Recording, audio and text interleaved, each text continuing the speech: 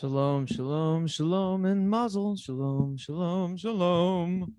Greetings, folks. I am going to ask you in the live chat to let me know if things sound good. I hope to be monitoring the live chat, but as everyone knows, I get enveloped in conversations and I seem to miss things. So also, my brain's a little fried, to be honest. We're in a historic heat wave here in Seattle. It seems my desert ass brings the heat with me wherever I go, and I just can't escape it, like a devil on my tail. A couple of things I wanted to share before we get started with today's guest. I wanted to remind folks that you can go to pragmagick.com and check out all of the episodes. You'll have a link tree for full episodes, Twitter, Instagram, all of that are We the Hollowed Magic Media Collective. AUDIOMANCY, my work with different creative facets in sound sorcery, as well as, all of the articles that I've written for each of the episodes, about 60 or so deep. So please check that out. Also, you can subscribe to Pragmagick wherever pods are casted. So with that said, my guest today is we've been meaning to talk, I should say, for better part of a year now. He sent me his book Dive Manual, which I'll talk about in a little bit, graciously, because I know it's hard out there for a writer, especially in these matters, to gain the funding and the wisdom. So I really appreciated him sending me a copy to read before, we talked. And I just wanted to start with just something, a little introduction that I wrote for Mr. Anthony Tyler. First, I'll start with a quote, and this is from Viktor Frankl. Everything can be taken from a man but one thing, the last of the human freedoms. To choose one's attitude in any set of circumstances, to choose one's way. And that's a quote I hold dear. And coincidentally, it appears in Anthony Tyler's manuscript of Dive Manual. Dive Manual uses the framing of deep sea exploring to compare theology, esotericism, psychedelia, psychology, and philosophy into a heavy tome, but a wham bam, thank you, ma'am, primer for those that have an itch, an inkling, and a need to begin their journey inward. I've come across many primers before, but Anthony seems to be of the time, tearing on that tight rope of skepticism, research, and phenomena. So slither, hither, weirdos, and witches, and welcome to Anthony Tyler on this Pragmagick liminal stream. Yeah. Thank you very much for having me. I've been looking forward to this. It's been a while. I think we started talking. I looked at back, when our first correspondences, and it's, that's just my year, man. I don't know what to tell you. Yeah, it's been a weird one for everybody. Yeah, I can relate. But yeah, I've been keeping busy, and I figured we'd surely make it happen sooner or later, and here we are. So plenty to talk about, that's for sure. Yeah. Thank you very much for reading the book. I appreciate that. Of course, yeah. It's I know the pay or the manuscript you sent me was 223 pages, which happens to be my birthday. Not to be a little woo about it, but I was like, all right. Oh yeah, that's right. You're February 23rd, right? Yeah, I'm 22nd, so Pisces. Yeah, there you go. That makes sense. Yeah, absolutely. I was going to ask you too, because with all the symbolism, of water and Neptune and all of that, oh yeah, heavy symbolism within the book. I crossed it out. I put on a list of questions, ask him if he's a Pisces, and I was like, no, that's lame. no one cares.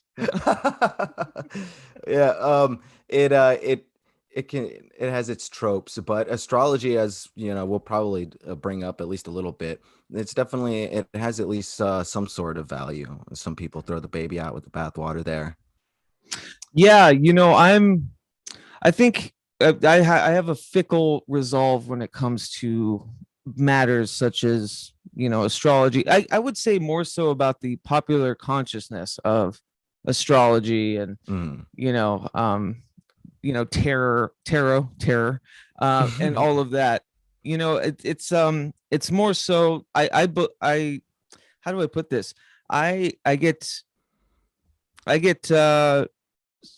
swayed the other way the more and more I see, it being used to certain degrees. And I know that's no qualm against the actual study or the praxis. It's more of a qualm against how it's being used, right?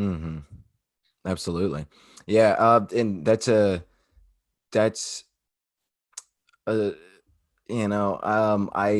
don't mean to be too like adversarial, but that's kind of a line that I draw in the sand a little bit against like New Age and things, because there, and it's not a wholesale line in the sand.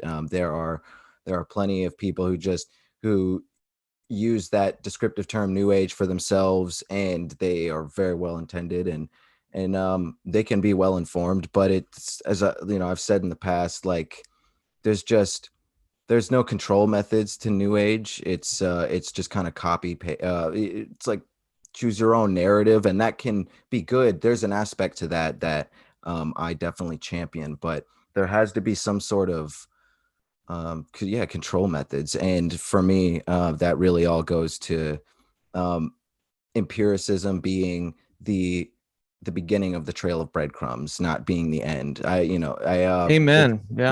It's you can find all sorts of different metaphysical philosophical ideas that you can that ring true in a variety of ways, but then there's the question of how you bring that back down to your practical life and what the practical implications of those things are. And those are quintessential pieces of like a real, what you would call spiritual discipline, that are so often lost in New Age. And the book, in many ways, Dive Manual, it's definitely a primer. And it's almost, it's that middle point between skeptic and open-mindedness, because a good part of any researcher that's really trying to get to the bottom of something wants to look into the opposing viewpoint of things. Of course. Yeah. So but also there were certain things like, so that's where the healthy skepticism and empiricism comes in. But then there were other things that I wanted to tackle, like things that I have used before, and I will whenever I feel whenever I desire to. But like, for instance, I haven't owned a tarot deck in a while, but I've tinkered with it before, and I've done research into it. But and a lot of the reason that I wanted to tinker with it and do research into it is because the best way to put it, just looking into the standardized bullet points of what someone would consider Western like esotericism today, and see what to sift through, because there's a difference between, as I'm sure you're well aware, dogma and tradition. And I really wanted, that's a big part of it, using the empiricism and Occam's razor to separate the value of tradition from the superstitions of dogma and things like that. Yeah. Well, I mean, yeah, obviously I'm a bit more, I live in that, contradictory, medium of it too. It really depends, and people don't want to hear how fluid that medium is. I think what sells tickets is certainty, right?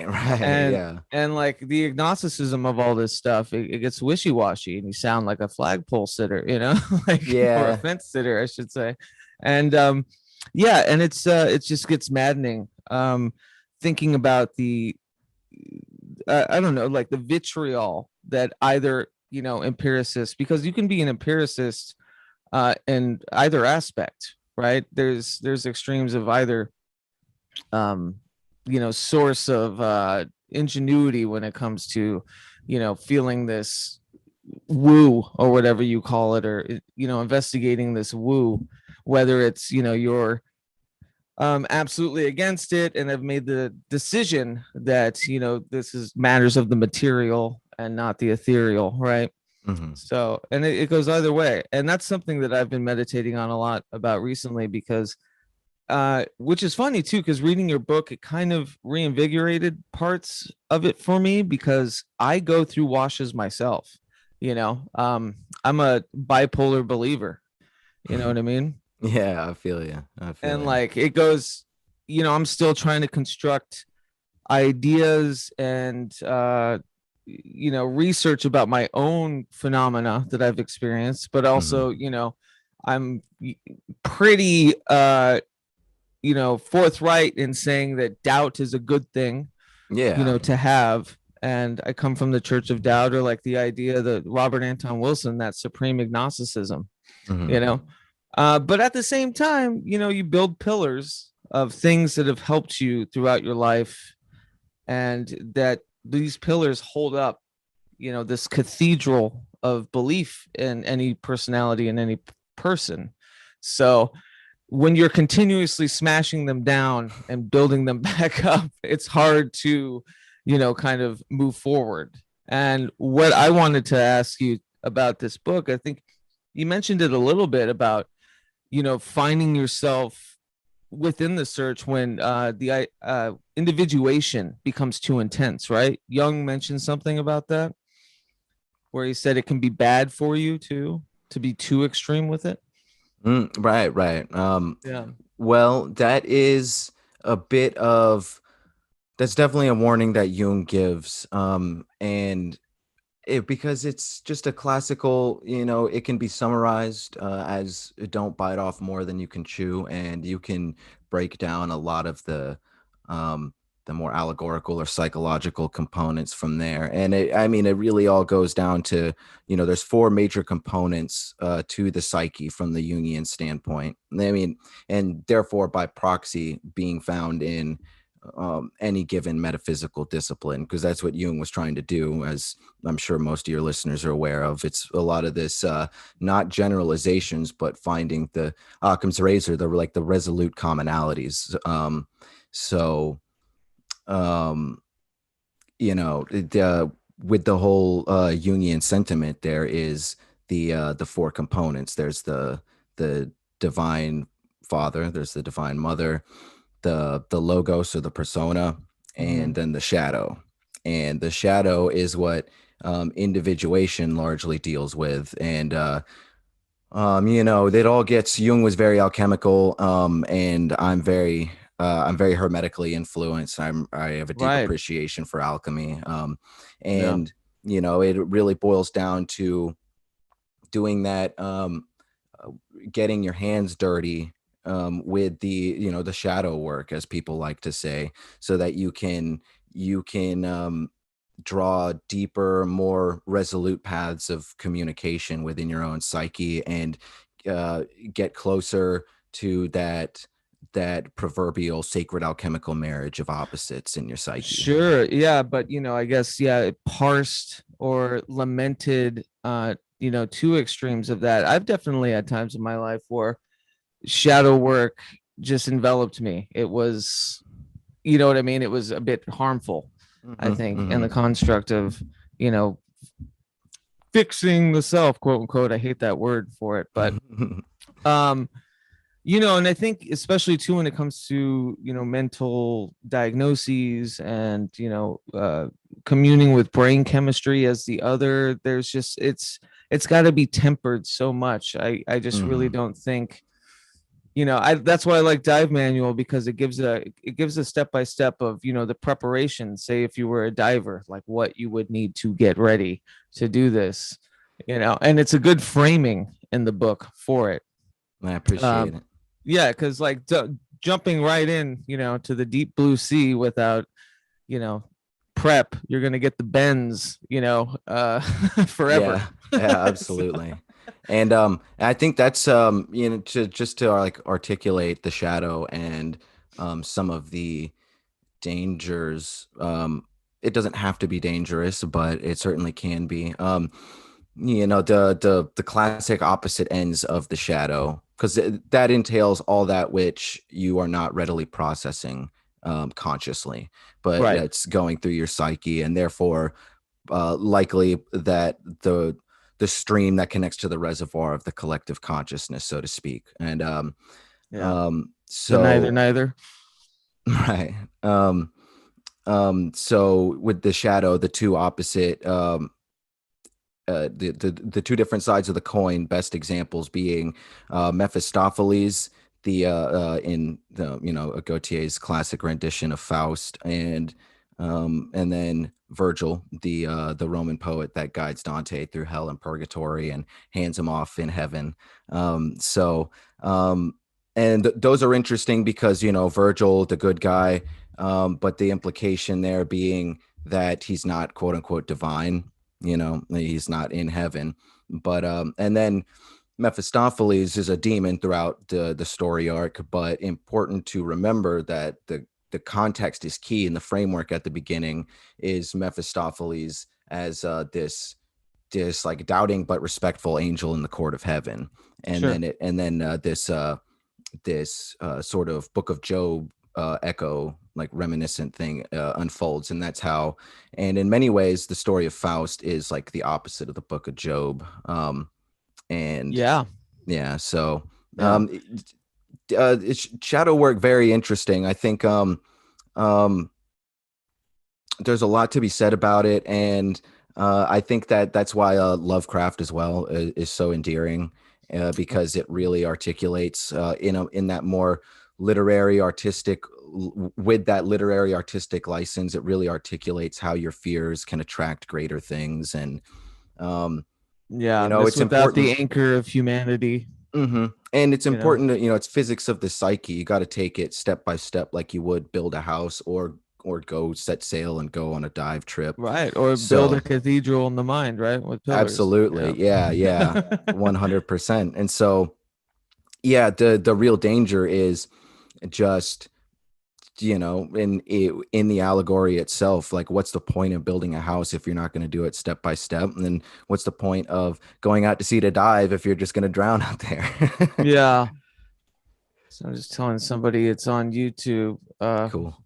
for Michelle. I really like the Freemasonic allegory. It gets into conspiracy theory and things, but I think sometimes people forget that there are, we could talk about upper echelons and their socialite clubs, but what I generally, wanted, yeah, what I think was so revealing to me about the allegory of Dante's Inferno that you were using, but you do this comparative folklore, mythology, theology thing throughout the book, where you are comparing the Sephiroth with planets, and you're comparing the different. I love it too. It's in that Campbellian way of you're bridging, you're just bridging so many different aspects, and especially going through almost like a folkloric stance too, because bringing in Dante's Inferno, I would say, was it was left field for me, because I err on folklore being sort of a a heavy syrup of theology, philosophy, all of that, but I rarely see it being used in that way. So I thought that was really cool. What inspired that? I think just over time, trying to parse through the commonalities I saw without generalizing things, like common denominators and fractions. Right, exactly. Yeah. Yeah, and over time, the trees of life and death were the first big light bulbs for me, and because the tree of life, I think it helps you understand the tree of life a lot more, that Kabbalistic model, when you get the juxtaposition of the tree of death. And the tree of death is something that I was a little surprised. You could definitely find material on it out there now, and it slowly trickles out more and more, but it's not a really widely covered topic. And I think it's very interesting and useful, because it really is, it's kind of like yin and yang on hallucinogens. Sure. And Yeah. and that's where, after mulling over that for long enough, and just kind of looking through different things, I really, and being interested in the divine feminine component of the Divine Comedy and Dante's travels, it really just kind of dawned on me that and then I'm not I don't think I'm by any means the only one to For sure. draw the Yeah. correlates, but I don't think it's been very explored very much at all. No. Yeah. And I think it's really it's worth mulling over, because the more I almost like looking into it, I almost expected right off the bat, the way back when, trying to draw the correlates between the trees and the map of heaven and hell, and almost expecting it to not line up and just being wishful thinking, but it was like all lined up very well. And of course, it only makes sense because so much of the other symbolism lines up as well. You can tell that, at least in some sense, Dante was definitely very well studied, and he knew he was aware of other predecessor traditions and things. So yeah. So you mentioned, more of a, would you consider yourself more of a hermeticist, or just that's just a label, or is that something that you feel comfortable with calling yourself? There's a handful of traditions that I hold close to my heart, Okay. but I find it hard to fully jump in the boat of one, Yeah. because also there is you know, I take into account influences and things. There's certain overlap Yeah.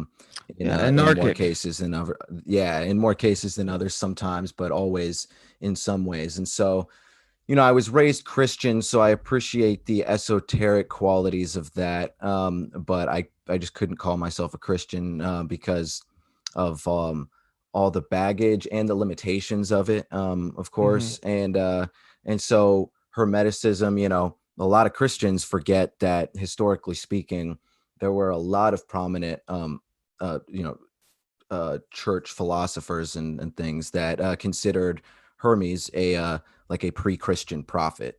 Right. So there's a lot of carryover there, and then I appreciate Gnosticism a lot, and my great grandpa was a 32nd degree Freemason of the Scottish Rite. So, and Masonry, some of the respectable parts of it are a lot of it being steeped in that sort of metaphysical Gnostic sort of tradition in many Yeah. ways. And but I also really love Buddhism and Taoism. So I like, and I really see the correlates between all those. They kind of work synonymously in my brain in many ways, even though they serve different components, certainly. But and a lot of that kind of like bottom line is it could be boiled down to a lot of chaos magic, because I'm very Sure. interested in the mechanics of belief at large. Yeah, I try even now to um separate myself from the title of chaos magic, as like I say the punks did when it became kind of three chords and spikes, you know what I mean? Right, But right. it's an all-encompassing thing, and it's hard to argue, anarchic magic not being chaos magic, especially if you're being reverent to the tools that you're using. You're not just kind of freely, grabbing this and that, just and not respecting the culture and the pathos with the history that comes with the different things.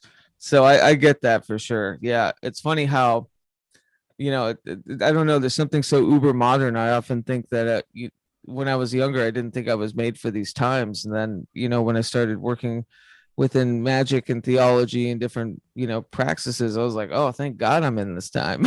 This, Yeah, right, right.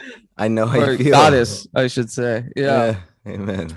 Oh, I asked about the hermeticism thing too, because I felt like it was an overall oeuvre from the book. I know you talk about it in the book too, It but definitely strongly hermetically influenced. Yeah, yeah, yeah. yeah, and I always enjoy that. Uh, I have a deep appreciation for the corpus and all of that stuff, But I wanted to ask if that was like what pulled you in, because I'm nonlinear, as you can tell, and we're gonna go back a little early to what prompted Dive Manual, what your journey was like, and specifically, I wanted to ask you about the was it Beaujolais Yeah. Lodge of Yep. the Blue Moose? Yeah, Yeah. Yeah, those are fond memories there. So yeah, what prompted it is, well, I think like how a lot of people's interest in this stuff starts. It's always usually always from an early age. Like I remember I have a really vivid memory of being in like second grade or something and going to the elementary school library and just happenstantially coming across um, like beginner books, like a little older than my demographic, but for like fourth, fifth grade or something like that, talking about Loch Ness monster and UFOs and Oh yeah. mysticism and things. And God bless, goddess bless the person crazy enough to make beginners children's books about those things Oh because my it God, was the awesome. Scholastic book Yeah, fair. Oh, yeah, yeah, every scary stories to tell in the dark, every UFO little book. totally. And yeah, I actually And got caught stealing those books, by the way, when I was a kid. So that's sorry a to worthy thing to interrupt. steal. No, no Yeah. sweat. Um, so, but as I got older, I was always interested in philosophy, and then um, I ended up was my dad is actually a detective, and so No. being Nice. there's their old that's there's bless excuse me that there's that old saying about um how polarizing preachers children and cops children can be. Mm. And yeah, so I was kind of like that rebellious like quote unquote free spirit. And so he ended up sending me to military school for 6 months where I ended up graduating high school a little early. And Oh. yeah, that was actually, and some might say it's my Piscean nature Mm-hmm. because of the regimentedness and the overt military nature of it. It really actually forced me, which I'm very thankful for, to go very deep inward. And I was able to, read as much as I wanted in my free time. So I read a lot, and I had a mentor there who's someone still very near and dear to my heart. Like one of the definitely the closest mentor I ever had. In terms of like development and things aside from like my own father and family. And he goes, he's been given the nickname. It's not his nickname he came up with himself, but it's stuck for a long time. Bald Monk. He's a very interesting guy. He's like this old school dude from Brooklyn at the dawn of hip hop, and a black dude that became a cop, and he's retired now, and he's very much into Taoism, and he's like a kung fu sensei, and he was my mentor in military school, and he would give me a book a week. He got to see me an hour a week, and he gave me Taoism and a lot of Eastern metaphysics and things. And then after that, um, um, it really, really getting out of military school to the horses were off to the races, and then other things started happening, like some unexplainable things. I definitely have a handful of like weird left field stories throughout my life, that have just further enveloped me in these things, some of which being dreams and even some UFO sightings in Alaska. And there was one period in time I was like 19, before the refugee crisis in America and the flooding coming in.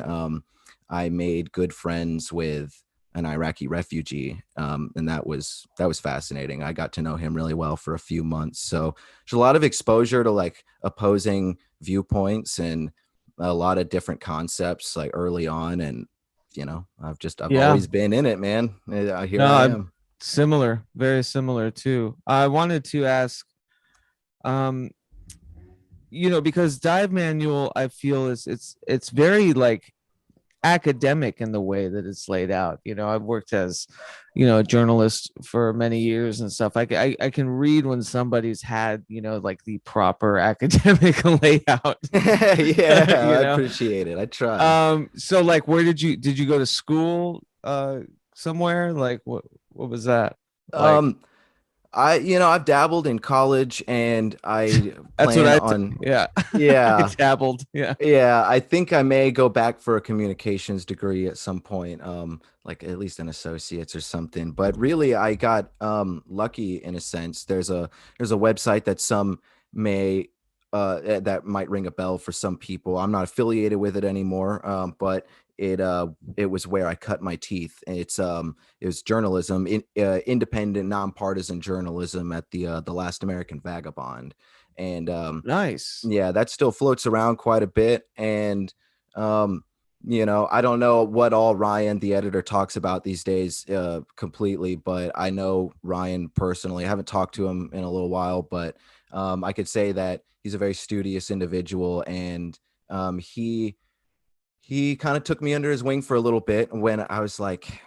19, 18, I started dabbling in the Vagabond, and he would I would post articles there, and we had a good, that was also like a bit of a writing journalistic mentorship for me, because he had more experience, a lot more. He's a grown ass man. I'm Mhm. 25 now. Right.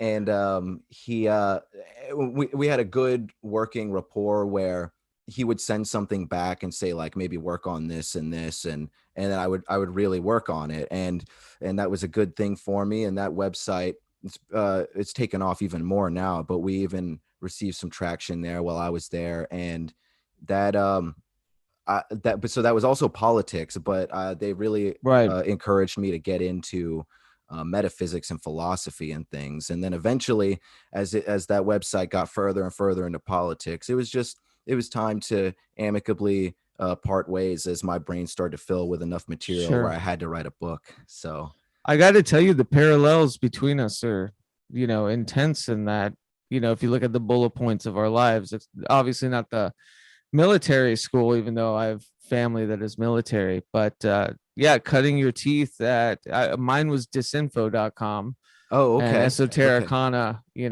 awesome. a few years ago, I guess now years ago. Jesus. It's crazy how time How old are flies. we? I Yeah. know. Good Lord. But yeah, it's interesting too, because I, you, what I loved about Dive Manual, and I'll say this all the time, that's like the most lazy way to introduce a new topic. What I loved about, it's like there's a lot of things I loved about it. But one was the framing of it was very romantic in a way, and you have this continuous story about kind of like interpersonal conflict within yourself about a relationship that you had with somebody. Yeah. And that was why I was joking. I was like, okay, well, the romantic in me sees that and is like, I get you, I hear you, and that's why I was joking earlier about, like, is this guy a Pisces? Ah, yes, yes. 100%. Yeah. Um, Yeah. yeah, um, that is truly, everything described thus far was really all the building blocks. And then this, experience, this relationship was the major tipping point. It was, I'm telling everything you, started rolling down the through hill. they always say through desperation, through duress, whatever, people find these things. And that could be a salvo for most. It can be a deepening gyre for a lot of others.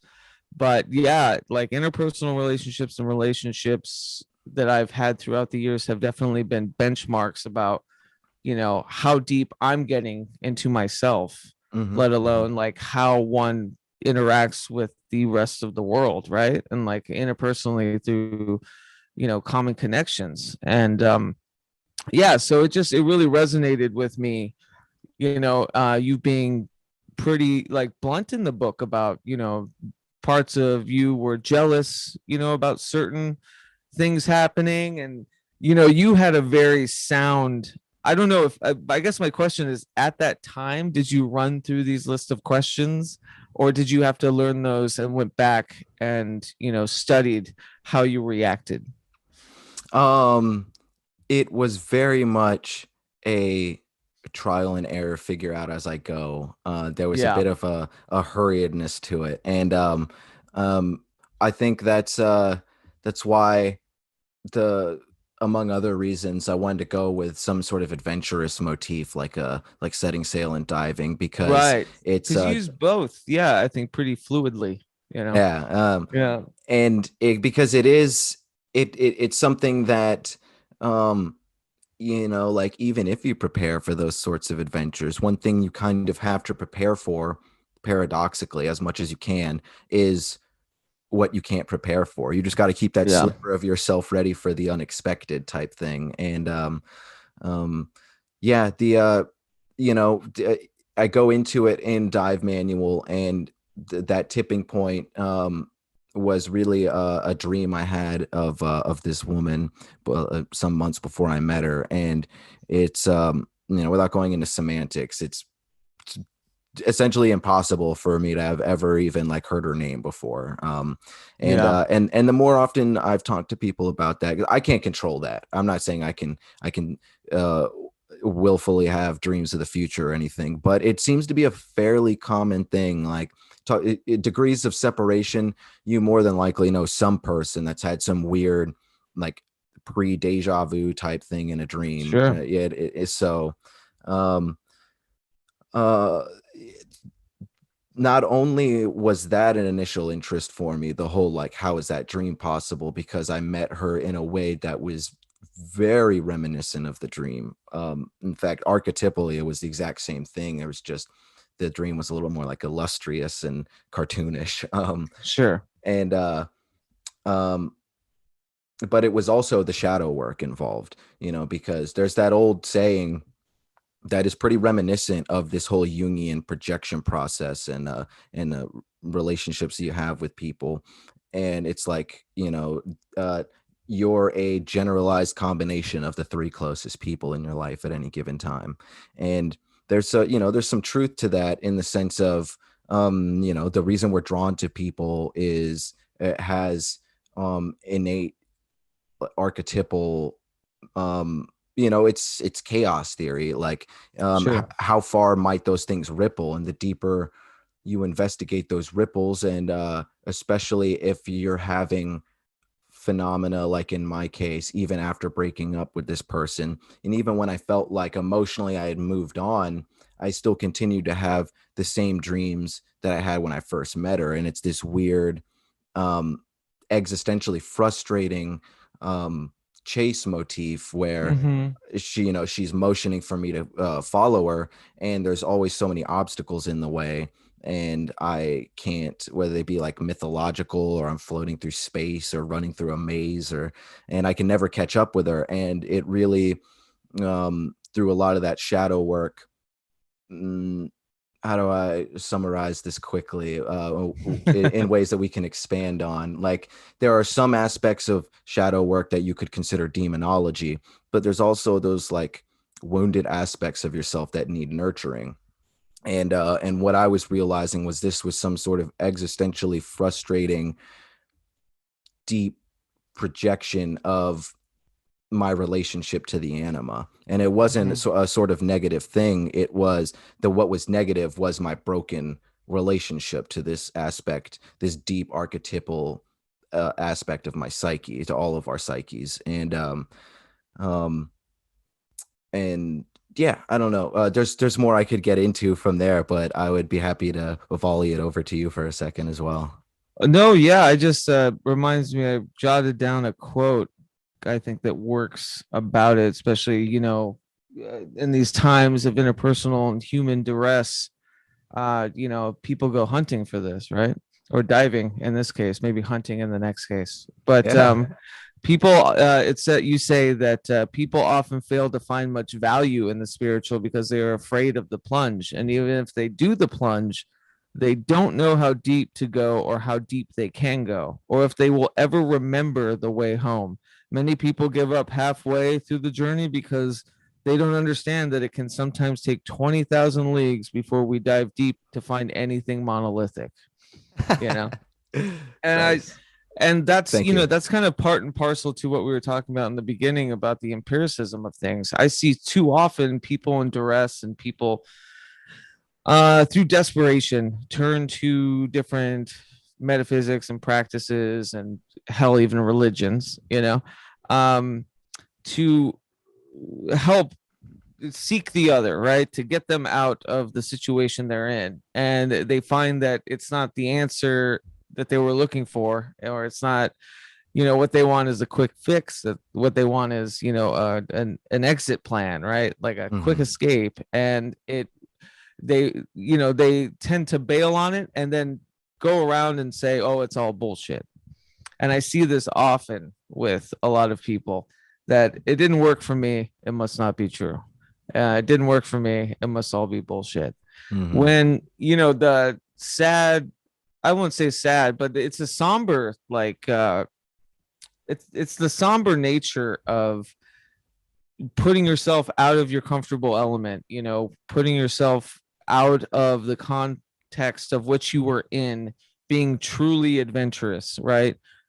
Going left all the way instead of whatever's right, and finishing it out, Mm-hmm. and Mm-hmm. looking for, and then finding that meaning. Obviously, some people in their desperation, they go to sign up for a certain newsletter and realize, oh shit, do not like these people, Yeah. But, something that drove me throughout my experiences that became Dive Manual was the whole allegory of Saturn ascending. right. And not even because of the literal astrological implications, although there could be some, and but like, if nothing else, just the Saturnian symbolism and the whole idea of just in that shadow work sense of once you reach a certain point of age, the things that you actively avoided as best as you could are going to come back and kind of smack you. And that, it was really like, for me, again, part of what propelled me throughout the research and writing experience, and I mean, even experiencing all that before getting into the writing, was that idea that, like, well, in some sense, the proverbial genie is out of the bottle, and if I stuff this stuff back in, I'm just going to be kicking the can down the road. And Exactly. yeah. But then again, it of course goes back to not wanting to bite off more than you can chew, lest things become a bit Lovecraftian if you're not careful. And that's a motif I tried to run with all throughout the book, is that even when things are going well, like when you're out in the open adventure like that, again, there's that potential impending doom. Yeah. Yeah, my father always said, expect the worst, be pleasantly surprised. And there's truth in that, but also, I'm like, Jesus, can I have a little joy in my childhood? Right. Yeah, I know the feeling. Yeah, my dad said pretty much the same thing. But I wanted to say, and I love this, we're weaving circles, and like, this is a cool spider web of a discussion, because I found this other quote of yours that I wanted to talk about. We were talking about Jung, and maybe we were like, to finish your point that you were just saying, about diving in too early, or, not having the the measures, the means, to fathom like bits of the journey rather than trying to rush to the finish line, right? You say that Jung and his constituents have always warned against the path of a forceful or expedited individuation. We must all walk the middle path, never too naive as to ignore the shadow and its inclinations towards pain and ultimate triumph through self-discovery. And at the same time, I lost it. At the same time, we must be even more careful to not look our demons straight in the eye. They are likely to turn us to stone with the callous indifference of a boy flicking an ant off his picnic basket. All the same, however, this does not mean that a confrontation with them should be avoided. And I think that's it. It's like, I'm not a gamer, but, if you think about, levels in a video game, you know what I mean? You're not going to get, Jesus, I'm going to date myself with a Mortal Kombat reference. I was like, you're not going to get Shang Tsung in the second level. You know what I mean? Hey man, isn't there a new movie? I think that's coming back around. Okay, good. Yeah. Not that I've seen M. Bison. You're not going to get M. Bison in the second round. But and I enjoy that, and I think people forget that. I think this, especially, in the intro when I mentioned how I think this book is of the time, is because it's a lot of like, slow down. Like, I know you want everything to happen right away, and I know this is probably going to be a treacherous thing. but it's about the process. It's not about Right. the result. So Absolutely. Which yeah, is something that even though I talk about metaphysics and chaos theory so much, which is basically chaos magic in a sense, sure. Yeah, um, eh, that whole idea of the 1,000-mile journey starts with the first step and continues with all the steps in between is something that's kind of lost in, um, if you're not careful, in the hang up slash fascination that chaos magicians have with results based I magic know. and things. Yeah, Yeah. and that's where I delineate, from chaos magic is, yeah, to me, like the magic a lot of the times is the process is the ritual, Hmm. and Yeah, that is the result. absolutely. One thing I always love to bring up, because I don't think it ever gets old, it's a pretty timeless saying, and I think while it is brought up, I'm surprised it's not brought up more in modern discussions of metaphysics. The whole idea of the butterfly effect, classic Right. chaos theory adage, from because everyone knows, the flap of the butterfly wing can potentially create the typhoon halfway around the world. But when you really Mhm. think about it, like, isn't that essentially what magic is? Because if you ever tried to do some sort of forensic analysis from that typhoon to the butterfly flap, even though we know that's theoretically possible, there's no way with our modern science or understanding, that you could ever make that resolute conclusion that, oh, it came from that butterfly flap. Oh, I see. So, I mean, Yeah, magic and I basically, like that event horizon. idea, Oh, go ahead. that idea too, especially because the flap of a butterfly wing isn't the pomp and circumstance of flapping a butterfly wing to do something. It's just the causality Hmm. of an insect, a bug doing what it does. You know what I mean? Absolutely. So there's these like crazy connotations that, us just, being humans and making short decisions and instinctual things or anything, and it Right. could have these major effects around the world. The And I think magic of that's, the present moment. yeah, and that's and that's a scary thing too, because I think, when we're talking about, and I use this term a lot, I know some people are gonna, you know, guffaw at this, but self sorcery, and I mean that. It sounds goofy and it sounds D&D, um, but it's a true thing, like learning how to commune with your instincts, like, and Mhm. that's why I started this whole quote with that Viktor Frankl quote, or I started this whole podcast with that Viktor Frankl quote, because if you can, commune with your instinctual reactions to life happening at you, that to me is that's true sorcery, right? Absolutely. Yeah. 100%. And Um, let's, oh, go Go ahead. ahead. Oh no, I was gonna say that, I mean, self sorcery is a great term for it. I hadn't heard that yet. I like it. But yeah, I mean, the alchemy process throughout the book is, yeah, I mean, just, yeah, self sorcery through and through. Absolutely. Yeah, and like, yeah, the transmutation. I do like Hmm. that there is a spine in dive manual that is alchemical. And and to your credit, I must say, because Lord, have I read many magic primers, in the last like 4 or 5 years. And I'm not saying yours is a magic primer, but I've read a lot of, I think maybe haphazardly written tomes to kind of elevate the writer, right?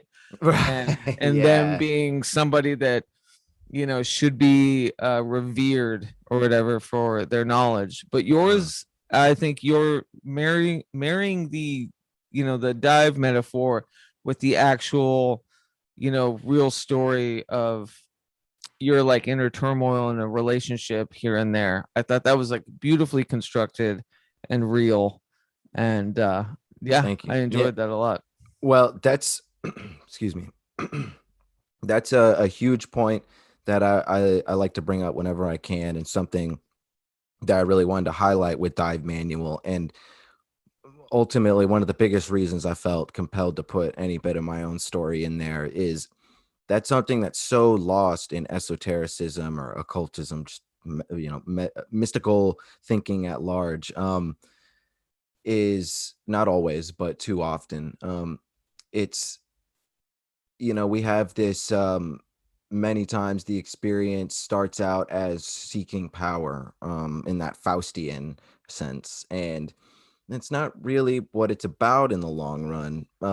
It's okay to, um, be opportunist in a way that still keeps altruism in mind. We all have to live in a world and take care of ourselves and the people we care about. But, the idea in really using any sort of metaphysical discipline, spiritual discipline, um, is therapy. It's catharsis in the long run. It's healing your sick soul, and that's all too often, again, what's left out is, and that to me is such a telltale sign of someone that, didn't get enough of the full picture. Because I don't have the full picture, no one does, but that's how you can tell that they have too little of a picture, is when their biggest takeaway is how interesting they are.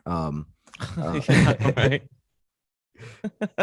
Yeah, like, and also just the certainty too. I feel, Mhm. and this may be just a testament of the times, but I think people are more resolute to listen to, someone with an authoritative stance, instead of someone going, I don't fucking know, man. This shit is crazy. I do this, I do that. Like, my mind changes, every now and again. Some weeks I think it's demons, other weeks I think it's my brain, like, Right. And yeah, and so much of it in the long run, I really think, it comes down to that chaos magical idea of, there's a certain inertia behind certain symbols, especially given your own personal context. But, so, boiled down to, there are certain environmental factors, but ultimately do what works for you, like, yeah. truly. As long as there's some underlying emphasis of altruism in a way that, is, because, there are times when you have to sacrifice certain things, but generally speaking, there should be a two-way street. What helps you should help others, and vice versa, if possible. Yeah, altruism is underrated, I think. Yeah, It's some people think it's impossible. I yeah. think just because it's an ideal doesn't mean Well, it's and then again, impossible. here we are. It's people thinking about results, like the absolutism of altruism. No, the strive for altruism Exactly. is the point. Not, no one's Yeah, gonna be a resolute altruist. exactly. It's the strive for it. And this is, I think that speaks more about our culture now. Everything is defined as some absolutist prism. Mm-hmm. Mm-hmm. When we use these terms, um, not understanding that just because you can't be a spaceman, doesn't mean that you shouldn't learn about space, Yeah, right? yeah, absolutely. Or Um, that it's fake. I'm just kidding. um, something that really spurred me along in my interest of, uh, different belief systems and spiritual disciplines being like tools of a tool belt, was some like advice, like just words of wisdom that I once got. And, that being, if you think about it from like an evolutionary adaptational perspective, and especially before the advents of, like this, the internet and even industrialism in many cases, when things were a bit more, when cultures were even more distant from each other, and less communication, there would obviously be different, um, evolutionary adaptational pressures for someone in the Arctic Circle than there would be someone in the Caribbean. And, I think that, dogma certainly would not agree with that. Any Christian you ask would say, like, well, Christ is universal across the globe. But I really think Yeah. that it's, I think it is. Which is a funny sentence. Universal across the globe. It is, That's right? Yeah. exactly how they think. Yeah. Or not they, you know what I mean? Like the dogmatic folks. But yeah, sorry, go ahead. Yeah, yeah. But I think this is one thing, that I always will debate endlessly with my Christian family, that I get along with plenty well. But is just I will always, it makes perfect sense having 'cause when you look into different religions and spiritual traditions, as I'm sure you and the vast majority of your audience, if not all of them, know. The context is key. You have to Yeah. that's anthropology becomes so crucial, and that wouldn't be the case if it wasn't like they were filling some sort of existential heuristic gap. Heuristic being a fun thing to bring up at this point Yeah, because do it. I have it listed. awesome. Yeah, I think that that's a big piece because I'm interested obviously in archetypes, and I talk about memetics a little bit as well, and the units of psychological steps and unfoldment and things and processes, and heuristic, which can either be like a unit or like a descriptive term, is this trial and error self-education process that we find all throughout our adaptation process. Like two easy examples being so much of like medieval medical, before that, and especially common in the medieval era, was the notion that you could pick up illnesses and sickness from smell. And you Hmm. can't, but unless it's like chemical warfare or something, but generally speaking you can't. But we do know that like rotting terrible smells are pretty reasonable, almost universal indicators of things you should probably stay away from and not eat. So there is some sort of what you would call heuristic value in there. You're not getting the Right. full truth, but you are getting legitimate tangible Like value. how we make, the unaromatic gasoline smell like rotten eggs. You're right. Right? Yeah. Yeah. Yeah. Yeah. That's a good point. Yeah. Another example being, people still many to this day think that porcupines shoot out their quills. Yeah, I think they might have some sort of ability to like release it from themselves, but they definitely Right. don't shoot. And They're not shooting it. Yeah. yeah, but if you think that they do, then you're probably likely to stay further away from them, and there will be some value in that for you. You'll err on the side of caution. So a lot of heuristics, like from the adaptational point of view, is um is this like interesting amalgamation of like experimentation and erring on the side of caution. And you can really see how when you're because like it is there's many cases even in our modern life where you can see cause and effect. You can see an A to B step system there, but that doesn't mean that what happened in between. Yeah. There's so many examples of that, and And that's that's what concerns me. You know, I want to know what happened between there. You know? absolutely, yeah, yeah, and then that's pretty much uh in the scale of the human experience, that A to B is it that's heuristic right there. And Yeah. I think I think that's another thing that's lost in something like New Age. When you're trying to sell as many books as possible, is you want to sell people this concrete reality of metaphysical ideas. But that's a big point that I try to impress with my research is you um the part of this is your own individual discernment. It's your own individual Sure. experience, because there are going to be, like we said, some beliefs that are better suited for you than others, more than likely. And that um you might actually get tangible practical value out of it that you can measure. And what that means is that there's some level of truth to it, but you probably won't ever know what the whole aspect of truth is to that. You might get shades of it, you might get tidbits or breadcrumbs, but that's where people, that's the threshold of cultism right there. Sure. People get sold a bill of goods. Exactly. The absolutists. Right. it kind of brings me back to this idea. Actually, you know what I'm thinking? Do you want to keep going? Do you have time? Yeah, I got time. You want to take like I'll do a little music break and you can use the restroom. We'll get going. Sure. Again. Yeah, like 2 minute or something.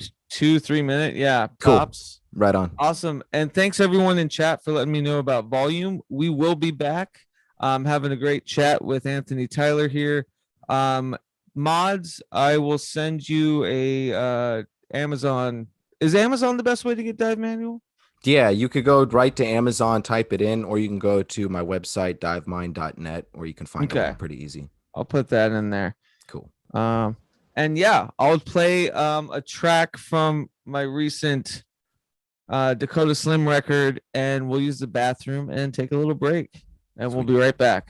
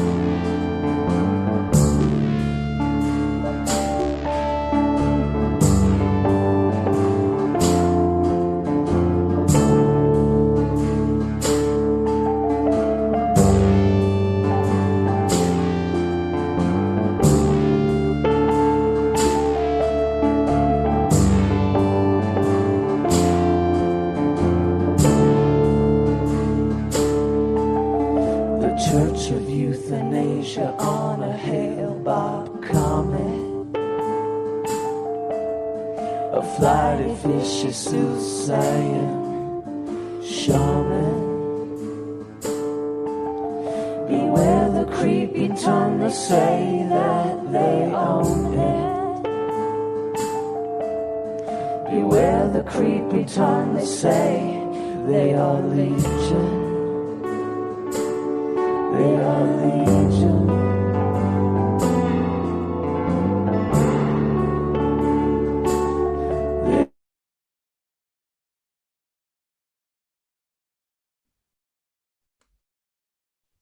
I like that. I was like, hey, you want to take a break? I blamed it on you, but I just really had to pee.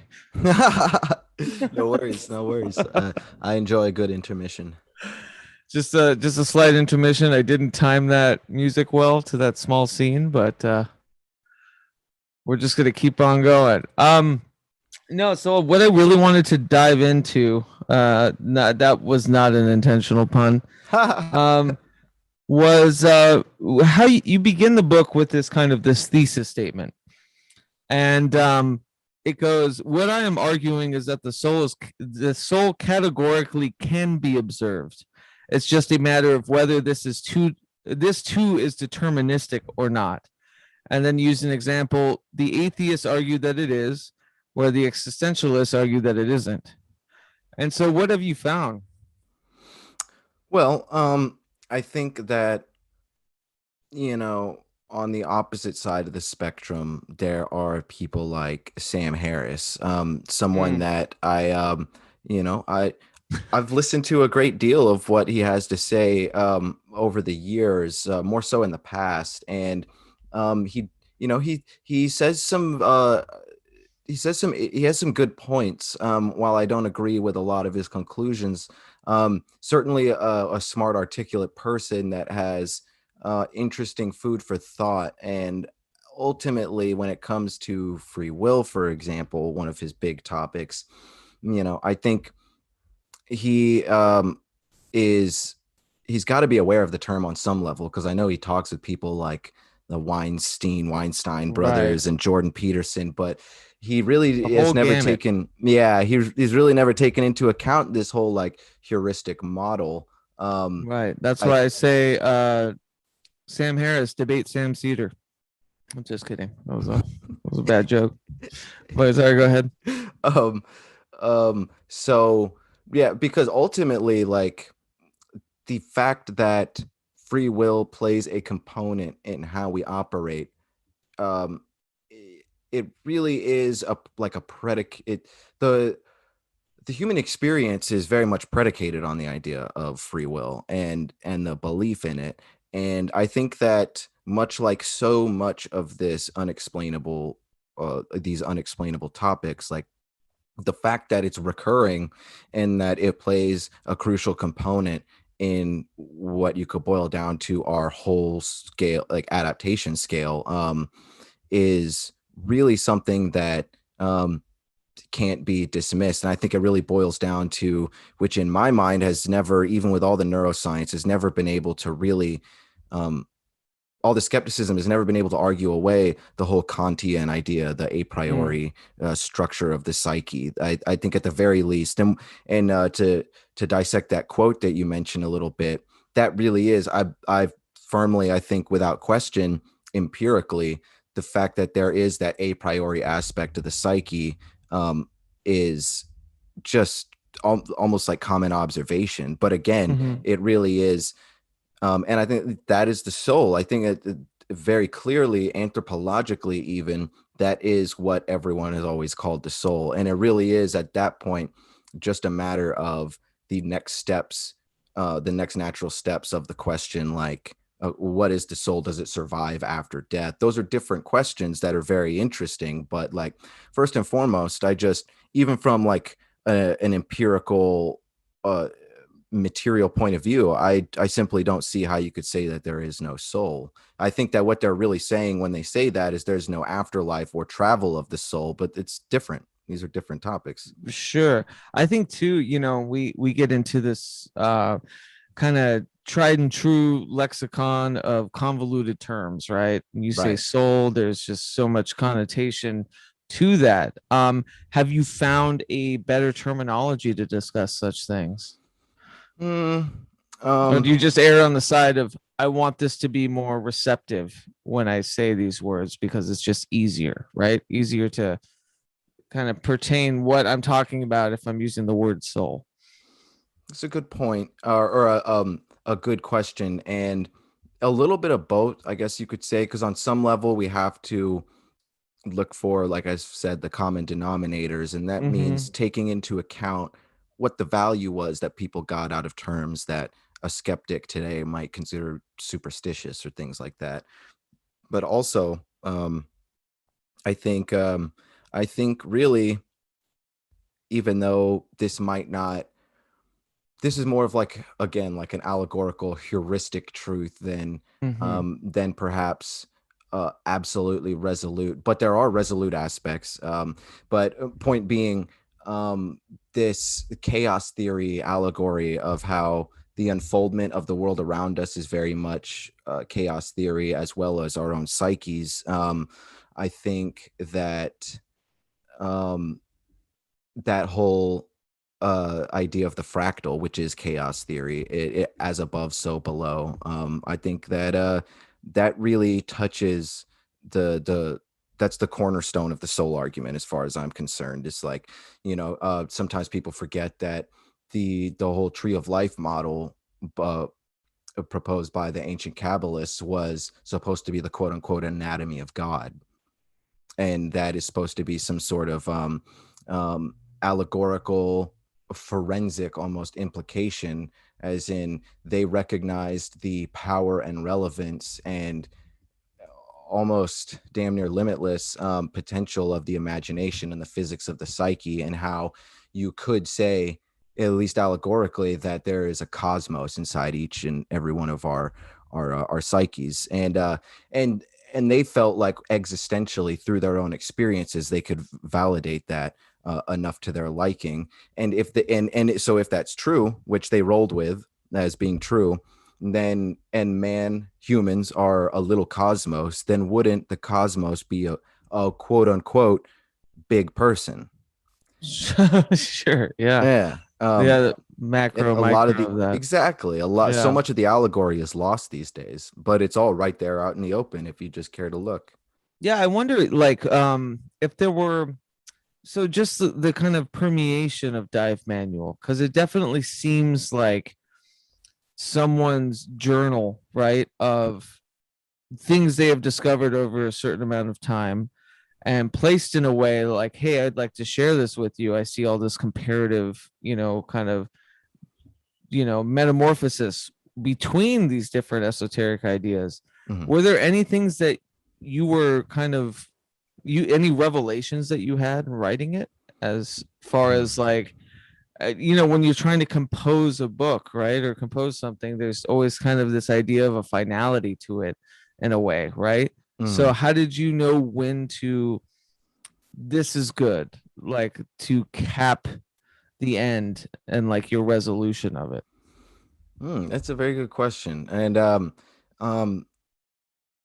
well, in some sense, part of me coming to terms with how to resolve it and know when it was done was recognizing that on some level, what part of the purpose was to be a snapshot, in a sense, like similar to, you're a musician, you the like, as to how an album is in many ways kind of like a snapshot of your life at the Sure. time. And Yeah.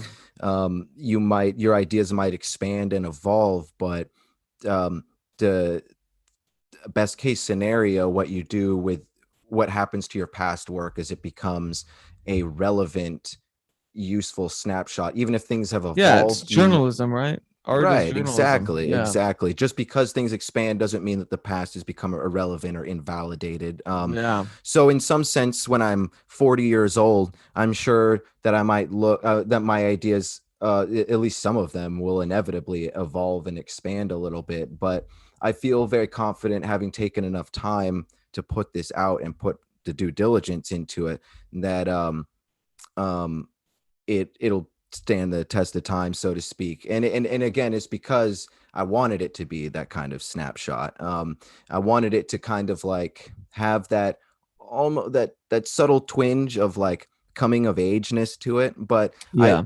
but more so from like a reflective perspective. I wanted, because I'm 25, I'm a little bit at like a midpoint, and this book was pretty much wrapped up when I was like 23 or so. A lot of the Okay. writing, 21, 22. And then a lot of the editing up until it came out last year. So anyway, I wanted it to be a little relatable for anyone who's a little younger than me, if they were taking a dive so deep into subject matter. But a lot of it I knew, because of the subject matter, plenty of people older than me would be reading it. And the last thing I wanted to do was be like a young gun saying like I've learned so much more than all of you. Right. So it was more like I wanted to at best draw people into that reminiscent state and reflect on that almost like inner child in themselves in a way. Well, and that's kind of what spoke to me about it reading it was, and I use that adage about, I read a lot of people's like, hey, I think I know what's up, I'm gonna write a book about it, blah. What I can't like about stand that. yours is that it's like it encapsulates, perfectly kind of the majesty of like the innocence of discovering these things, right? Thanks. It's like you're not gonna, yeah, in no way or shape or form did I read it and go, wow, this, he's too big for his britches, you know what I mean? Like, I appreciate it. like, Yeah. It's cool, and that's what makes it so, I feel like it's a perfect snapshot too of just the time in which it is written, and where, in this internet age and this, cross pollination, huge spider web of, the internet and cultures and everything, like you were able to kind of fine line, in text, what the comparative ideas, really held to. Thank you. And Yeah. that is, it's not like any virtue signaling when I say that. It truly, that is like, it harkens back to what I said about spirituality as catharsis and healing the sick soul. There's where the thresholds of like real catharsis so many times have a sense of grace and humility to them. Humility, not necessarily as hopefully people understand, it's not like a humiliating way necessarily, although Sure. that can be a component. It's a humbling. Yeah. Exactly. And Yeah. that's a big part of my life and a lot of my research in general, especially looking more into demonology with this next project. The idea that being so self-righteous and being like proverbially blinded by the light and thinking that you're so untouchably good, that's the threshold of pure evil so many times. Oh yeah. Yeah.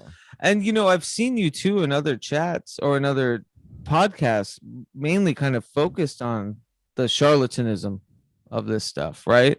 So like you're very versed in,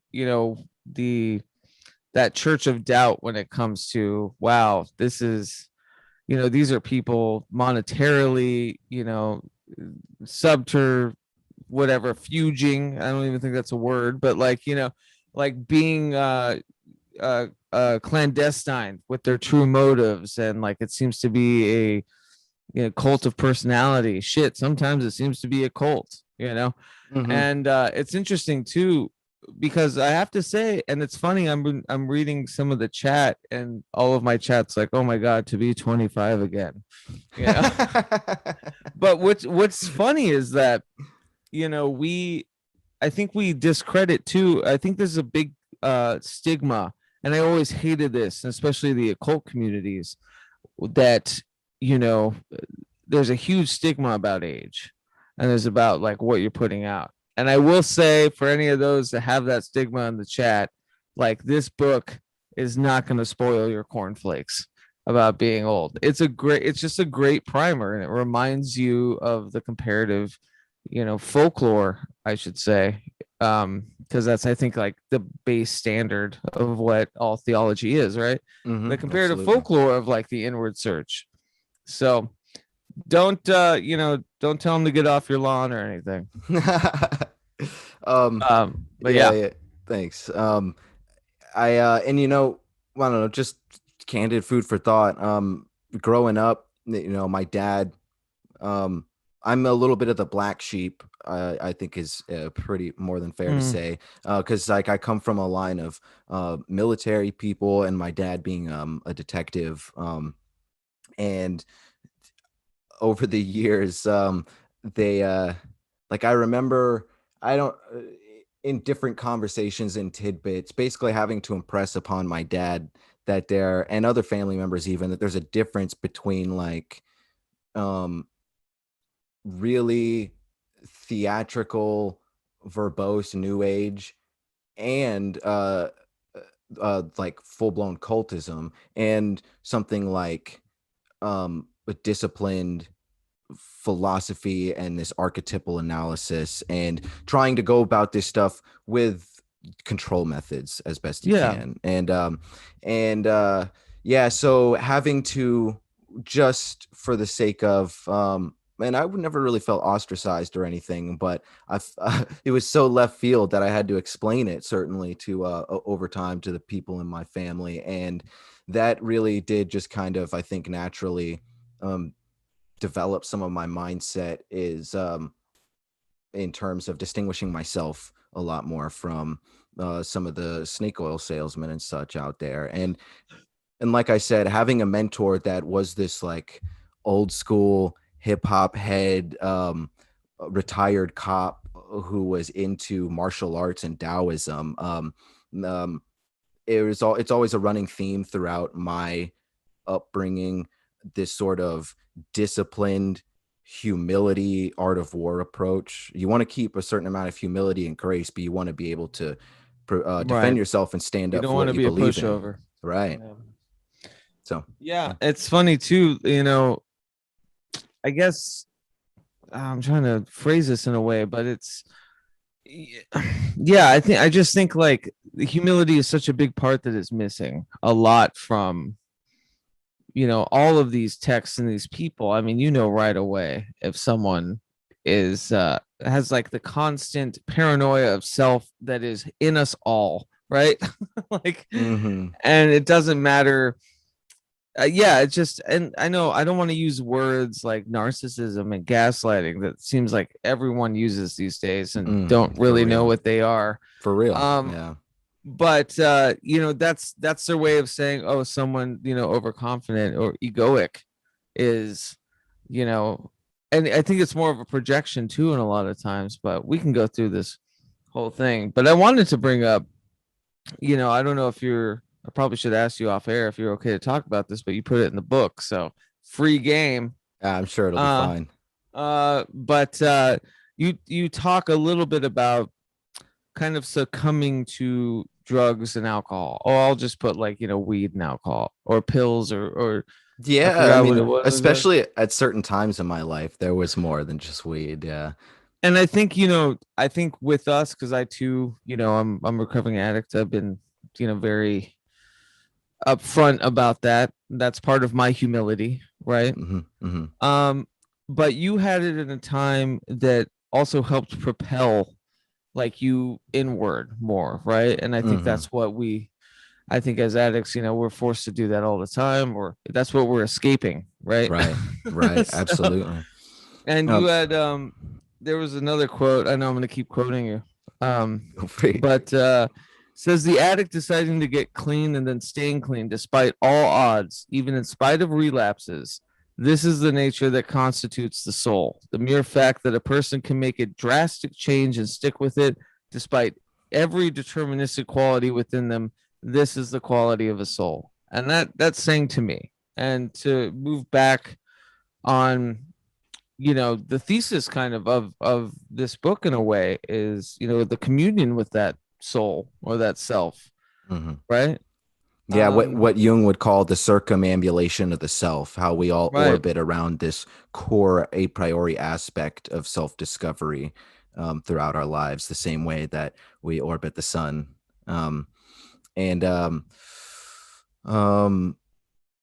Yeah, I can't remember. There are some things we could go to from there. I can't remember what I was particularly going to say to that effect, but the self-discovery, absolutely, quintessential. And well, I think also finding ourselves through not escaping, right? Because I think the addiction. There was some good yeah stuff I was going to bring up there. Well, to me that was the escape. Yeah.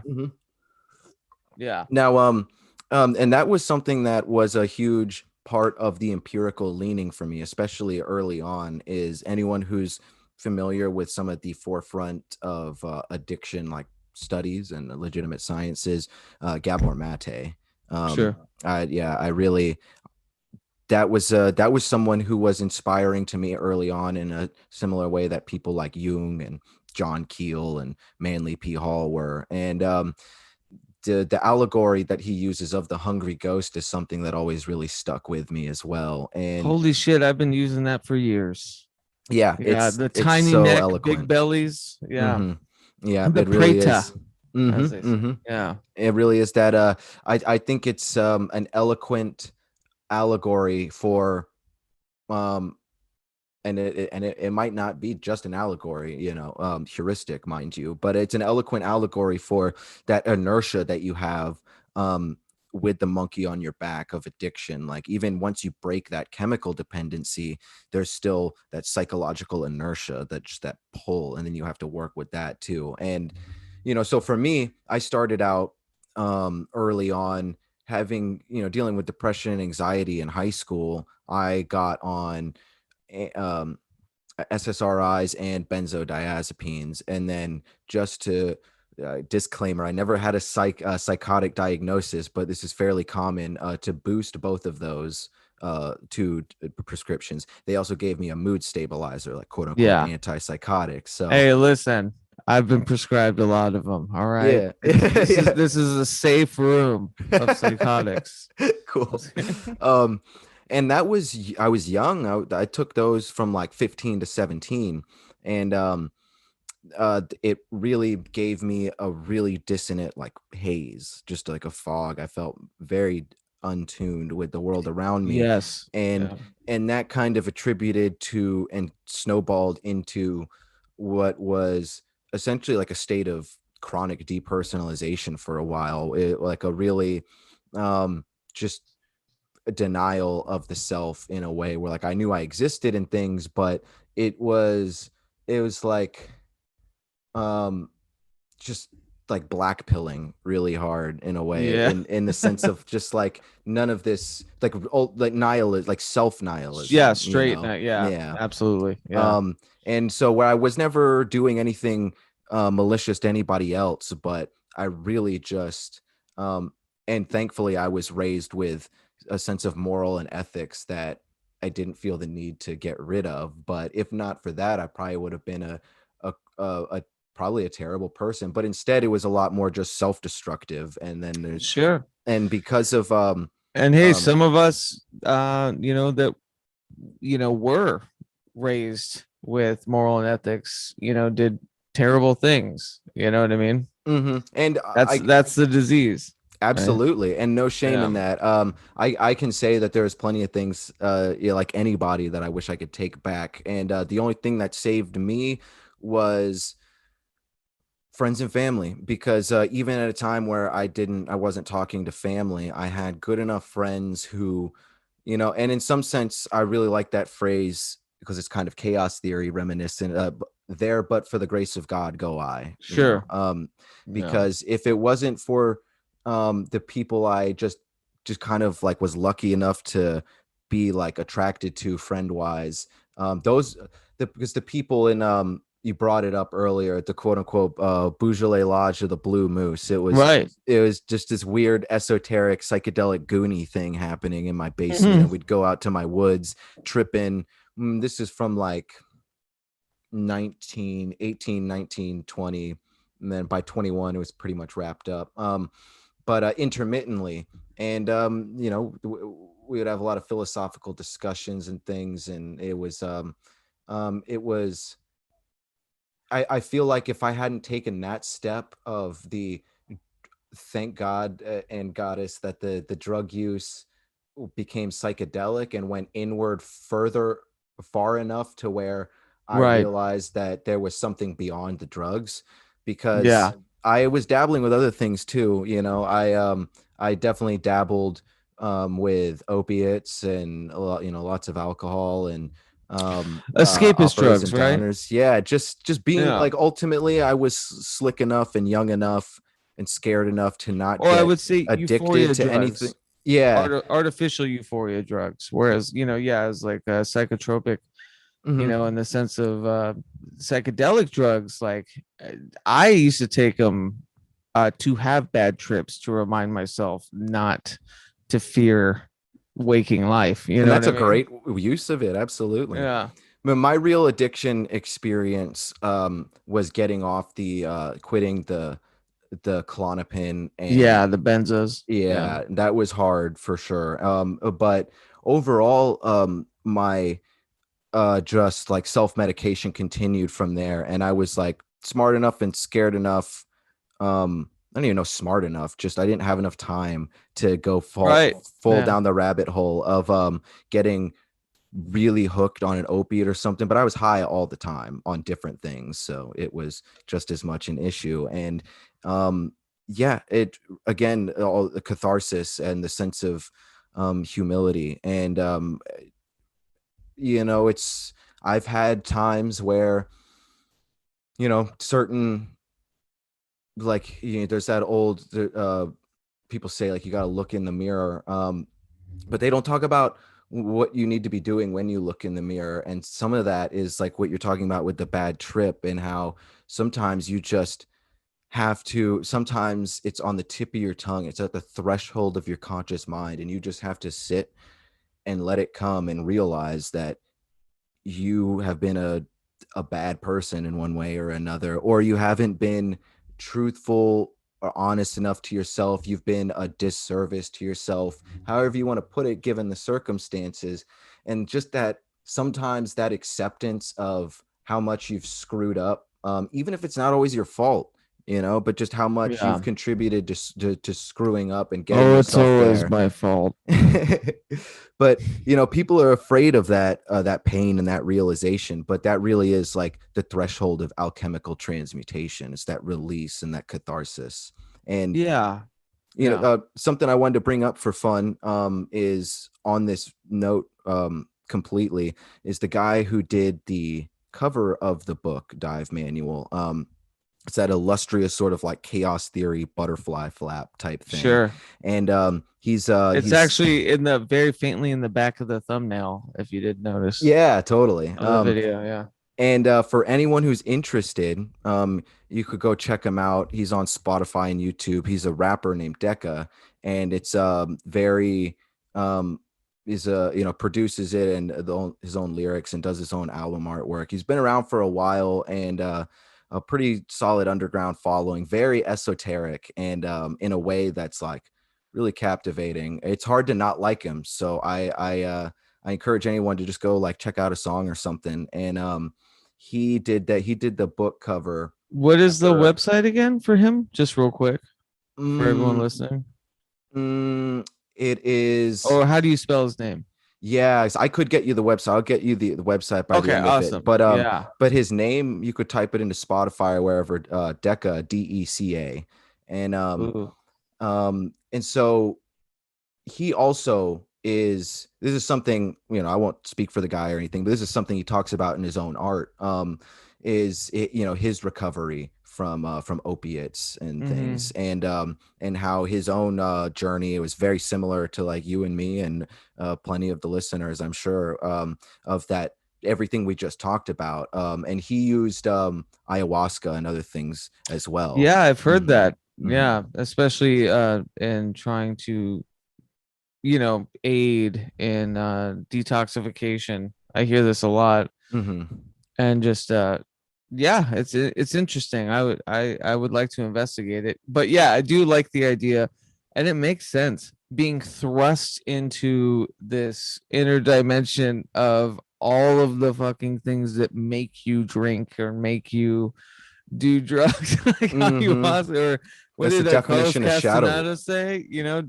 Dancing with the dog and devil's weed. Yeah. Right? Addiction recovery, mescalito recovery. Yeah, it can't be done without shadow work. It's shadow work by definition, essentially. So, and that's why I think in many cases, psychedelics are so useful, because I think, and this is another good point to bring up. When you look into a lot of the psychedelic tradition, some of this is debatable, and I'm not an expert, and there are cases to be made, and I think more than enough evidence to show that it was actually used for quintessential like communion, if you will, like Right. sort of sacramentally. But in so many cases, like at least the, competing for top use, if not at least like the definite primary secondary use, is healing the sick soul thing that we're talking about. And people, including myself, talk about Jung a lot, but another for anyone who's interested in the psychology of the spiritual experience, the old psychologist William James, in his work, The Variety of Religious Experiences, it was like one of the first ever works, like right alongside the beginnings of Freud and before Jung, like while Jung was still coming up and studying, starting to really look into the hypnotic mechanisms of the religious and mystical experience, and going into perhaps the most fascinating part of that book, and something that still holds up today, is his psychological analysis of the, like, what you would call right and left-handed paths. Right. And this also goes to, what I was talking about, different tools of the tool belt, and how different aspects are going to suit different people, and how in the long run, I think the only metric you should use, the only like universal one, is like the middle path. Essentially, you don't want either extremes. Yeah, that's a quote that stood out to me the most in your book, for sure, is that middle path. Yeah. Well, that's one of the biggest benefits that I've had to, and also one of the things I've had to work on the most throughout the years, is reconciling the opposites within myself. Yeah, contradictory nature. Yeah, Man, I yeah, feel it. absolutely. Always. But I wanted to ask you too before we wrap up. So I've been working on, slowly working. I do some articles for We the Hollowed here and there, but I call my brand of magic, my anarchic magic, divergent magic, because it's magic that kind of communes with brain chemistry and high functioning autism, bipolar disorder, all of that, as like sort of the other, because brain chemistry really is this like oppressive, in the classical sense, like a demon that is oppressing, and you need to commune with it to work with it, right? And the science of someone's mind, or the chemistry of someone's mind, can be all encompassing. It's not something you have control over all the time. It can be enveloping, but at the same time, looking at it in this pragmatic sense. I almost said pragmatic sense, and I would have shot myself if I did. But this pragmatic sense of communing, with your brain chemistry as the other, to kind of solve the riddles of the day, to use spare spells to get through the day, to help yourself, and all of this. And I just wanted to ask you, what do you think about this idea of communing with brain chemistry as quote unquote the other? That's really, you and like your partner Eric, you guys both share the same Eric sentiments Millar? I do. Yeah. Oh yeah. Are you kidding me? Mundane magic? Yeah. Yeah, absolutely. And for anyone who doesn't know, I have Eric on board to be doing the cover for my upcoming work, which does not have a release date, but I can assure you will be coming out. That's gonna be So we'll Hunt Manual. talk about Hunt Manual, but he is Eric Millar, my cohort, and We the Hollowed, and all the Oracle beautiful projects he does, is actually doing Anthony's next book cover, which is so cool. That's like, I can't wait. Full circle. Yeah, and I really love his sense of surrealism, and that like dark kind of like almost like a psychedelic Frank Miller-ish comic book vibe in many ways. It's great. But anyway, about the brain chemistry and things, that really touches, that hits the nail on the head. And I think, another way, because that describes shadow work so well. And, you got to remember both sides of the coin with shadow work. And like, in a sense, without getting too corny, like both, it's both slaying the dragon and rescuing the damsel, right? Like, so you can't go run and gun, and you can't shake hands with everything you come across. There's that level of discernment. Yeah. And because in a lot of sense, having dealt with, the like which divergent magic, it's a nice term, and I think it fits it well. I could definitely say that I've worked with my brain chemistry in those same kinds of ways. And from my own experience, I can say that there are many times where, again, like a wounded child aspect of yourself, there's some healing that needs to be done and nurturing. Right. And then other times, Chiron, the wounded warrior. Yeah. And other times you got to draw a line in the sand and be like, this is such a maladaptive personality trait. I need to eradicate that. That's the dragon I need to slay. And that's that is something I think, like that's the whole piece of what you would call individuation in the long run, that whole Jungian sentiment. And I would also, say, I'm not saying like, divergent magic as a praxis only, you know what I mean, to commune with the other. Like this would obviously be in tandem with therapy. Absolutely. And, maybe less harmful, even though that's hard. Some people need them, such as I did for a long time, but harmful pharmaceuticals. It just is, but that's a great point that I think I hope more people eventually become aware of, and I think more people are, is that these belief structures and the way that we commune with these aspects of our psyche and go about interacting with these physics of the psyche, it's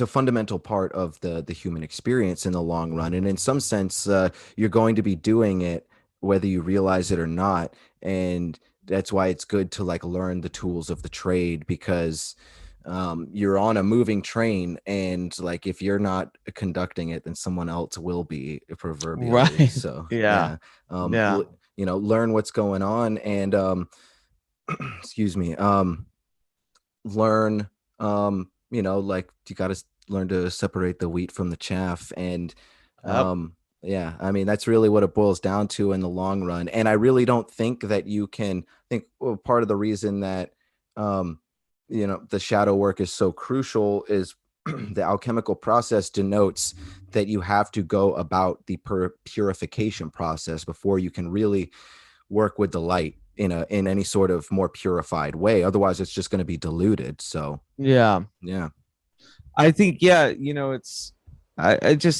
it means, I think, to me, in a pragmatic sensibility to, it's just astounding, the studies of people that are, I don't know if it's just better science or if it's just loose gunned diagnoses, but there's certainly, we are all confined within this web of culture and identity, even online, and shit is affecting us in ways that we've never known before, and I just feel like it's important to like really survey just these modicums of social media, these interpersonal dialogues on the internet, these less interaction with people given the last year. We are all under this, right? We're all under this sheer, or like this veneer tarp above it, and all of us are being affected differently. It's raining spiders in different ways, and like I just think it's important that we, instead of maybe, as you say in Dive Manual, especially speaking about the individuation process, maybe don't dive without being prepared, but also like work in tandem, right, with modern science. Absolutely. I'll leave, I know you're familiar with it since you've read the book, so I'll leave the listeners with an anecdote that just really ties it all together. And it's the whole phantoms in the brain, the whole phantom Right. limb thing, where, long story short, people, after studies done in the book Phantoms in the Brain by V.S. Ramachandran, it goes through a lot of different material, but we learn that people who experience phantom limb, whether through amputation or born without the limb, that they'll experience this weird calloused phantom limb pain, and that through control methods, we find that the majority of people can and will actually experience relief by reflecting the by putting the reflection of their real limb into the place where their limb is missing. And it's this definition of this heuristic sort of shamanistic practice, these methods in practice through the lens of the scientific method. And people actually did receive, especially going and exercising it like you would go to the gym, people received lasting results and diminishment of the phantom limb and things. And there's other examples where you can see that dreams are very similar, where it's this almost sort of reflection, this projection highlight of intention inside you, and it's through this reflection process we're able to animate ourselves in new ways that we weren't able to fulfill in our regular everyday life. And that's how psychedelics and art, all these things, these like quote unquote transpersonal states of consciousness, the thing that allows you to get outside of the box in your head, it really is highlighting these otherwise inanimate but existent parts of your psyche. And a lot of it is, that's why like sometimes the pageantry and the theatrics and the like ritual and ceremony of these things is so crucial. Like it's all the steps that are so important. I love it. Yeah. And, you've always been really good about that and erudite, very dexterous, I think, with your vernacular, especially through Dive Manual, to kind of reiterate that. Thanks. You Thank know what I very mean? much. And, for all of you listening, thank you to Sixth Sense who put links in the chat. Yeah, check it out. Can you get Dive Manual on paperback or like printed?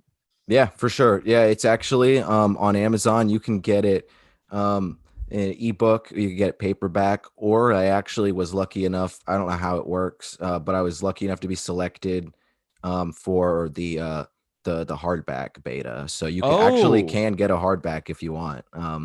So that's around. But yeah, so you can get any three, and you can go and on divemind.net. I got all the interviews that I've done thus far. I post them when they're recorded and released up there. You can find me on Twitter, DiveMind667, or Facebook, Anthony Tyler. Like I'm always happy to engage in discourse with anybody. And yeah, I mean, this is really what it's all about. It's cool to sell books. I mean, why wouldn't it sure. be cool? But I really, truly just love these conversations and talking with like-minded people and expanding on ideas. It's really, it's part of like the true zest of life, So We thanks. would not be doing ourselves a service if we didn't talk about the forthcoming Hunt Manual, which is your next book. So if you can give like a little rundown about that. We know Eric Millar of Outlet Press and We the Hollowed is doing the cover, which you couldn't have asked for a better cover artist. I agree. So you already win. But yeah, tell us more about, just a little bit about Hunt Manual. Absolutely. So I really, and I think this is also kind of like my Piscean nature in a way, and the opposites. So Dive Manual is very much focused on self-development and like positivity, essentially, through getting through some of the darker things that are sprinkled throughout. And Hunt Manual is going to be that flipped on its head. It's going to be an extension of Dive Manual, and it's going to be written in the same format essentially, but this is going to be mostly very dark, with the end result being very light, meaning that this is all, instead of just touching on shadow work a little bit, this is going to be all about shadow work. And it's going to get a lot into overt demonology, and I'm going to touch on Fortean unexplainable phenomena a lot more, because Part of the pitch is like, from my standpoint, and I think the evidence is very glaring the more you look into it, that a lot of this Fortean phenomena, similar to mystical experience, has a realism to it, but realism isn't the right word. It's like surrealism. There's like a relevance to it, but I'm not sure how physical these things are in the grand scheme. And regardless of how physical they are, what you can certainly say is that all of this that we're talking about, expelling tension through animation of these repressed aspects of our psyche, unexplainable phenomena in general, certainly plays a component in that, in shadow work. And it's just as a cherry on top, for example, it's this really is not just my idea. It's something that's been kicked around for a while but hasn't been touched on fully, but it really is the full meaning behind the definition of the title, The Mothman Prophecies, that John Keel wrote about.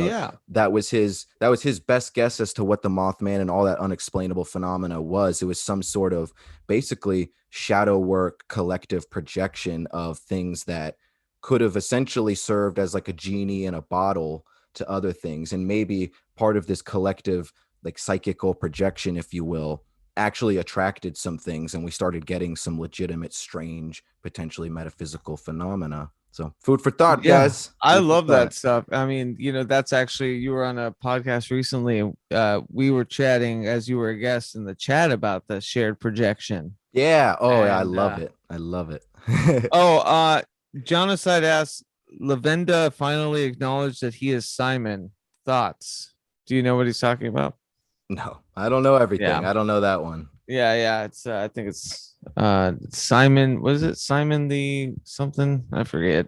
Also, yeah, I'm happy. Listen, I'm happy to talk about UFOs till the sun comes up. I just feel like everyone's gonna do that already. Like, let's just let more able-bodied, understanding and governmental knowledgeable people talk about the report that came out. So thank you for us letting taking a break. I said, when you wrote that tweet, I was like, holy shit, Anthony knows me, man. He's like, he called that shit.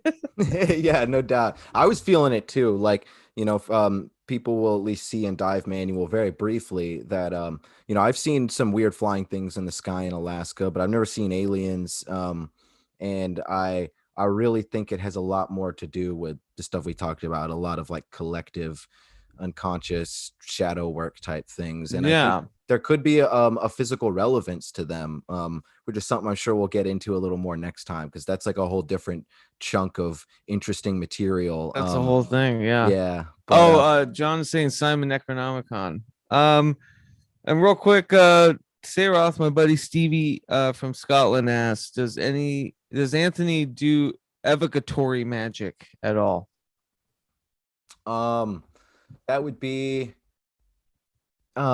invoke and evoke. Yeah. Sometimes when I'm not looking at them, I get them mixed up. Invoke would be more like prayer, right? And then evoke would be more of like, quote unquote, like a evoke would be thing. Communing outside. Yeah, invoke would be communing inside. Yeah, well, this is something we can get to more in the next conversation, but I'd be happy to touch on it real quick. What I do is I don't know, like mystical hypnosis, you know what I mean? I sit down in meditation and I go through cleansing and my ceremony and ritual. And then I essentially, the point is to go through priming techniques to get yourself to this state of genuine, animated, suspended disbelief where in this, for lack of a better term, this transpersonal dream state, you're allowing aspects of yourself to communicate with you autonomously. And as we'll probably get into next time, I don't think that's where the trail of breadcrumbs ends. I think projection is the first step, and I think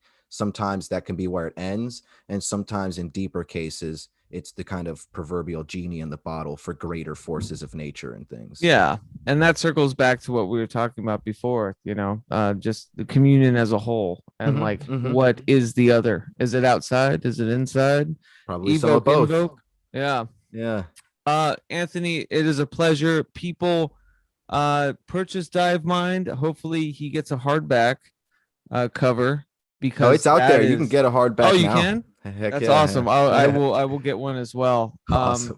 Yeah, look out for Hunt Manual. I'm sure I'll talk to, I don't know when your Hunt Manual is slated. Definitely to be closer to released. the end of the year. So keep your eyes Yeah. peeled, but don't hold your breath yet.